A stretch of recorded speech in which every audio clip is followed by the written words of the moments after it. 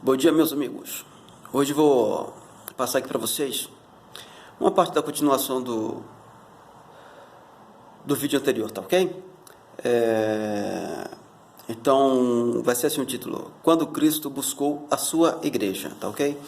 Vamos para Apocalipse, capítulo 9, capítulo 7, a partir do versículo 13, né? Então, vamos lá. Um dos anciãos me perguntou: essas pessoas vestidas de branco, quem são? E de onde vêm? Senhor, respondia, que era João, né?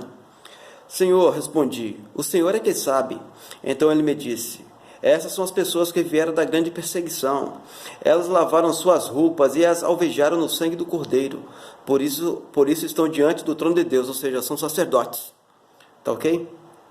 Dia e noite elas o servem em seu templo, e aquele que se assenta no trono colocará a sua santidade sobre elas. Ele está falando, ele primeiro mandou as cartas para as igrejas, tá ok? O que iria acontecer, ele viu tudo isso aqui, o que iria acontecer para os vencedores, né? Nunca mais terão fome, nunca mais terão sede, o sol não mais as castigará, nem qualquer calor abrasador, porque o Cordeiro que está no centro do trono as pastoreará. Ele as guiará às fontes de água viva, e Deus enxugará toda lágrima dos seus olhos. Tá ok? Foi as cartas que ele mandou passar, que ele escreveu para as igrejas, né? Dizendo o que iria acontecer com os fiéis. Tá? Qual seria o resultado no final de tudo aquilo, da grande perseguição. Tá ok? Da perseguição pelos sacerdotes do templo de Jerusalém, né? Que a qual entregava na mão dos romanos para os romanos fazerem o que bem entendessem, como fizeram com Cristo, né? Tá ok? E agora nós iremos para o capítulo 14, tá ok? Capítulo 14 aqui, ó. Tá ok? Olha só, capítulo 14, né? Diz aqui, ó. Capítulo 14, a partir do versículo 1. Olha só. Então olhei e lá estava o Cordeiro em pé. Tá ok? Então olhei e lá estava o Cordeiro em pé sobre o Monte Sião, ou seja, ele não estava com os pés no Monte Sião, ele estava sobre o Monte Sião, né? Ele não encostou seus pés sobre a terra, né? Então olhei e lá estava o Cordeiro em pé sobre o Monte Sião, e com eles estavam 144 mil que traziam o nome dele e do seu pai, escrito na testa. Ouvi um som do céu como de muitas águas, ou de um forte trovão. O som que eu ouvi era como o de arpista tocando seus instrumentos, tá vendo? Se tornaram grandes sacerdotes, os 144 mil, né? Os santos de Deus, né? Ouvi um som do céu como o de muitas águas e de um forte trovão. O som que eu ouvi era como de arpista tocando seus instrumentos. Eles estavam cantando um novo cântico diante do trono, dos quatro seres viventes e dos anciãos, ou seja, diante do trono, ou seja, diante de Deus, ok? E dos anciãos, e ninguém podia aprender o cântico a não ser os 144 mil que haviam sido comprados da terra. Estes são os que não se contaminaram com mulheres, porque são virgens. Segue o Cordeiro por onde quer que ele vá. Foram comprados dentre a humanidade como primícias para Deus e para o Cordeiro. Em seus lábios não se encontrou nenhuma mentira. Eles não têm defeito. Ou seja, o que quer dizer aqui? Eles não se contaminaram com mulheres, aqui está falando com igrejas, com religiões, tá ok? Não é que eles eram virgens em sexo, não. Não se contaminaram, foram fiéis a Deus, a Cristo, tá ok? Então essas são essas coisas, meus amados amigos. Agora nós iremos para o capítulo 15, olha só. Vi então, capítulo 15, a partir do versículo 1. Vi então outro sinal no céu, grande e maravilhoso, 7 anjos com as suas 7 últimas pragas, porque com elas a fúria de Deus será completada. Vi algo semelhante a um mar de vidro misturado com fogo. Os que tinham vencido a besta, ou seja, os 144 mil que tinham vencido a besta, a sua imagem e o número do seu nome, eles estavam em pé junto ao mar de vidro, segurando harpas que haviam sido dadas a eles por Deus.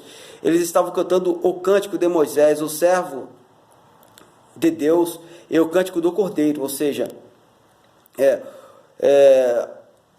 os que tinham vencido a besta, ou seja, a grande perseguição, a tribulação, certo? E o número do seu nome, ou seja, Tito. Esse era que fez a grande perseguição aos cristãos naquela época, certo? Tito, o imperador Tito, tá ok? Era exatamente esse aqui, tá ok? Então agora nós iremos para o capítulo 19, olha o que diz aqui, capítulo 19, capítulo 19.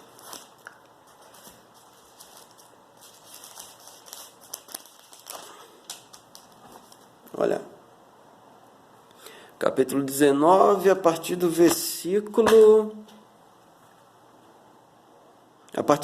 9. Olha só.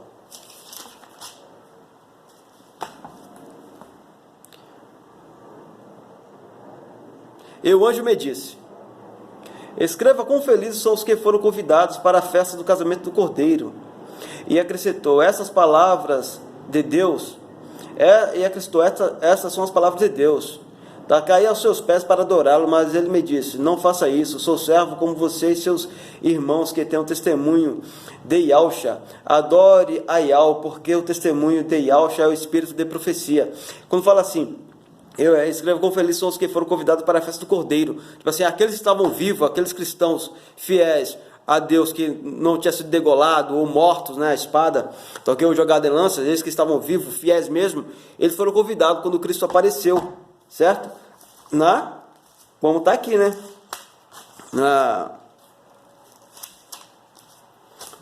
Quando Cristo apareceu, então eu olhei, e lá estava o Cordeiro em pé sobre o Monte Sião. Agora, eu acredito que ele estava sobre as nuvens, né? Ou então, até mesmo na terra mesmo, né? No Monte Sião, né? E com eles estavam 144 mil. Refere-se a esses aqui, bem convidados, estavam lá, vivos ainda. Tá ok? Porque todos já viram esses aqui de pé, junto com o Cordeiro. Quando Cristo veio buscar a igreja fiel, que estava viva ali ainda, os servos fiéis estavam vivos ali. Então, esses foram convidados, estavam vivos, ou seja, foram arrebatados. Tá? E servem a Deus dia e noite no seu templo. Tá? Por isso que fala aqui, que foram comprados e servem a Deus dia e noite no seu templo. Então, ou seja, são sacerdotes. Antes, quem era sacerdote aqui na terra era só da tribo de Levi. Não, mas Deus não. Deus comprou de todas as tribos. 144 mil. Tá ok, meus amados amigos? Essas são a igreja, a pura igreja, a verdadeira igreja, tá ok? É como diz aqui, né? Como li para vocês, né? A vinda do Filho do Homem, né? O que ia acontecer com os servos de Deus, o que ia acontecer no mundo todo, né? Olha só, a vinda do Filho de Deus, em Lucas capítulo 21, a partir do versículo 25. Haverá sinais no céu, na lua e nas estrelas, e na terra todas as nações ficarão desesperadas, com medo do terrível barulho do mar e das ondas. Em todo o mundo, muitas pessoas desmaiarão de terror ao pensarem no que vai acontecer, pois os poderes do espaço serão abalados. Então o Filho do Homem aparecerá descendo numa nuvem com poder e grande glória. Quando essas coisas começarem a acontecer, fiquem firmes e de cabeça erguida, pois logo vocês serão salvos. Está vendo aí, meus queridos? A lição da figueira. Em seguida, Cristo fez esta comparação. Veja o exemplo da figueira ou de qualquer outra árvore. Quando vocês veem que as suas folhas começam a brotar, você já sabe que está chegando o verão. Assim também, quando virem acontecer aquelas coisas, fiquem sabendo que o reino de Deus está para chegar. Eu afirmo a vocês que isto é verdade. Essas coisas vão acontecer antes de morrerem todos que agora estão vivos. Está vendo aqui? Que Cristo está falando para aquele povo ali, para seus discípulos. Tá? Eu afirmo a vocês que isso é verdade. Essas coisas vão acontecer antes de morrerem todos os que agora estão vivos. O céu e a terra desaparecerão, mas as minhas palavras ficarão para sempre. A palavra de Deus está aqui, meus amados amigos. Entendeu? É isso aqui que vocês têm que seguir. Não religiões. Está tudo contaminado, meus amigos. Use a palavra do Eterno para viver. Tá ok? Porra, felizes serão os que foram convidados, né? Tá ok? Eles estavam ali fiéis a Deus. Porque Deus já estava destruindo ali ali o templo. Porque não estava fazendo mais a obra de Deus. Ele sabia que... Olha, quando Cristo veio para receber receber ali o reinado em Israel, eles sabiam, os sacerdotes sabiam que ele era o Filho de Deus, que Cristo era o Filho de Deus, mas não quiseram entregar, tá? Por isso que Deus, como fala assim, e hoje Deus Cristo reina na terra o quê? Com cetro de ferro, conforme Ele quer, certo? Com mão pesada, mão duras.